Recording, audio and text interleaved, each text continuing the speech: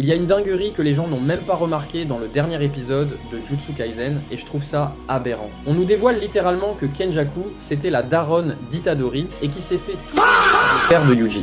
Ouais, Kenjaku, ce mec-là, à l'époque, Kaori Itadori, elle est morte sans raison. Et en fait, du jour au lendemain, elle est revenue à la vie. Kenjaku a pris possession de son cadavre, comme il l'a fait avec Suguru Geto et genre le daron Itadori. Il voulait tellement un enfant qu'il s'est même pas posé de questions. Et Kenjaku, il a encaissé et tout ça dans l'objectif de faire naître Yuji Itadori et de créer une nouvelle ère de l'exorcisme. C'est une dinguerie. Surtout que je le rappelle, à l'époque, Kaori était morte. C'est un cadavre. Non, les gars, Kenjaku, c'est grave à quel point, c'est un psychopathe. Et ça explique aussi pourquoi Shozo, c'est le demi-frère de Yuji. Parce que lui, c'était son père qui était sous l'emprise de Kenjaku à l'époque. Et après, on va me parler d'Aizen de All for One et leur plan incroyable qu'ils avaient tout prévu depuis le début. Ok, mais est-ce que eux, ils se sont fait foudroyer dans leur plan? Je pense pas.